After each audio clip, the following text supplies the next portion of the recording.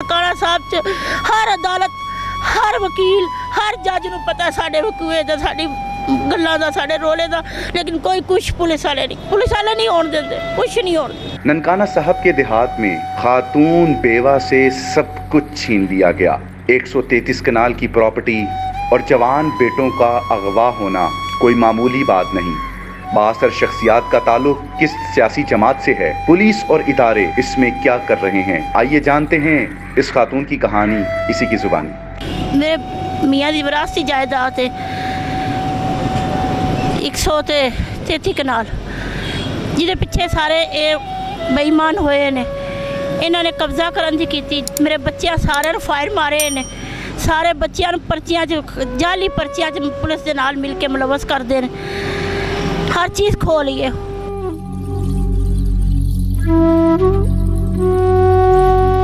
हुण उन्होंने इन्ना वो बंदा मार लिया कि मर गया कि जो हो गया असी उन्हें फेस कर लिया। मैं अपना बच्चा पेश कर दिता है, लेकिन उसके बावजूद मैनू एएसआई ने कहा कि तू बीबी इत्थे 30 लाख रुपया रख, नहीं तो तेरे सारे बच्चों मैं इत्थे ख़त्म कर देना।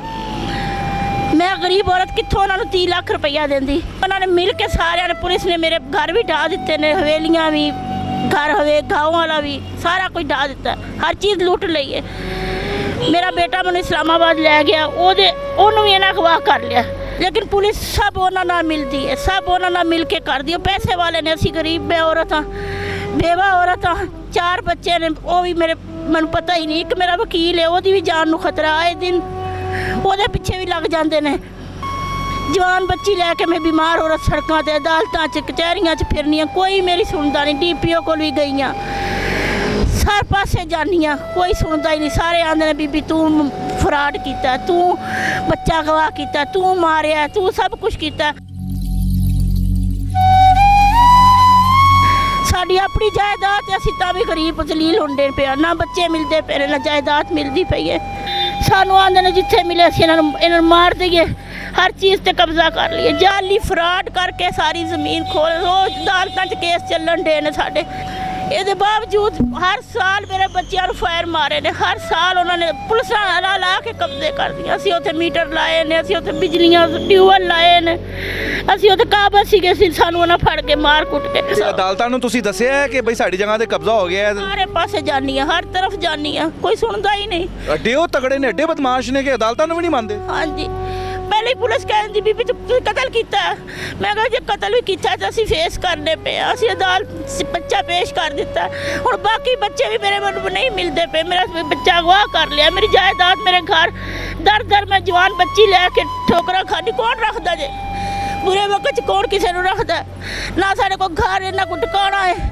ਜਿਹੜਾ ਬੱਚਾ ਤੁਹਾਡਾ ਅਗਵਾ ਕੀਤਾ ਹੈ, ਤੁਸੀਂ ਕਹਿੰਦੇ ਸਾਡੇ ਕੋਲ ਸਬੂਤ ਵੀ ਨੇ, ਉਹਦੇ ਖਿਲਾਫ ਤੁਸੀਂ ਕੋਈ ਪਰਚਾ ਪੁਰਚਾ ਕਰਾਉਣ ਦੀ ਕੋਸ਼ਿਸ਼ ਕੀਤੀ? ਪਰਚਾ ਵੀ ਉਹਨਾਂ ਨੂੰ ਕਿਹਾ, ਮੈਂ ਉਹਨਾਂ ਨੂੰ ਕਿਹਾ ਨਾਮਜ਼ਦ ਕਰੋ, ਇਹਨਾਂ ਨੇ ਮੇਰੇ ਜ਼ਾਹਰ ਹੈ ਇਹਨਾਂ ਨੇ ਮੇਰਾ ਬੱਚਾ ਅਗਵਾ ਕੀਤਾ। ਪੁਲਿਸ ਵਾਲਿਆਂ ਨੇ ਆਪੇ ਹੀ ਦਰਖਾਸਤ ਲਿਖ ਕੇ ਪਹਿਲੇ ਹੀ ਆਂਦਾ ਬੀਬੀ ਤੁਸੀਂ ਕਤਲ ਕੀਤਾ ਦਾ।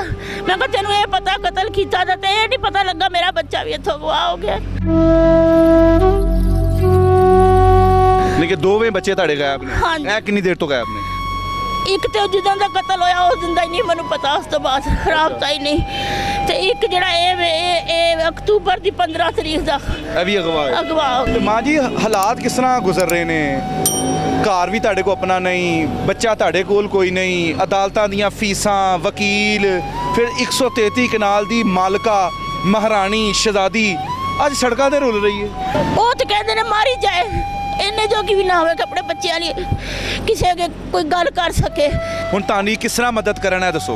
ਮੇਰੇ ਬੱਚੇ ਬਾਜ਼ਿਆਬ ਕਰਨ, ਮੈਨੂੰ ਸਾਨੂੰ ਘਰ ਦੇਣ ਬਣਾ ਕੇ ਦੇ, ਅਸੀਂ ਆਪਣੀ ਜਾਇਦਾਦ ਸਾਨੂੰ ਦੇਣ, ਸਾਡੀ ਆਪਣੀ ਵਿਰਾਸਤੀ ਜਾਇਦਾਦ ਹੈ, ਸਿਰੇ ਕੋ ਮਰਜ਼ੀ ਜਾ ਕੇ ਪੁੱਛ ਲੈਣ ਉੱਥੋਂ।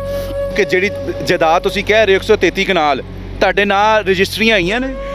ਮੇਰੇ ਮੀਆਂ ਦੇ ਨਾਂ ਸਨ, ਅੱਗੋਂ ਮੇਰੇ ਬੱਚਿਆਂ ਦੇ ਨਾਂ ਚੜਨੀਆਂ ਸਨ, ਉਹਦੀਆਂ ਉਹਨਾਂ ਨੇ ਜ਼ੁਲਮ ਕਰਨੇ ਸ਼ੁਰੂ ਕਰਤੇ। ਸਾਡੇ ਹਾਈ ਕੋਰਟ 'ਚ ਕੇਸ ਚੱਲਣ ਡਿਆ, ਸੁਪਰੀਮ कोर्ट 'ਚ केस चलन दिया, मेरे बच्चे के ना है जमीन जिथे साड़ी घर डेरा बनया है। सब लोगों ने इस गुफ्तगू को सुना, ये हमारी माँ जी हैं, और आप अंदाज़ा कर लें कि एक गरीब बंदे के लिए जो कि साहिब हैसियत भी है, अगर 133 कनाल जगह उसको मिल जाए तो वो साहिब हैसियत है, लेकिन इस वक्त वो गरीब मस्कीन है क्योंकि बासर लोग जो हैं वो इस वक्त डेरा जमाए हुए हैं।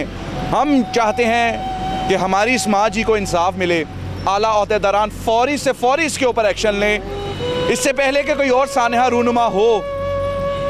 खुदारा इनकी मदद कीजिए। अल्लाह निगहबान।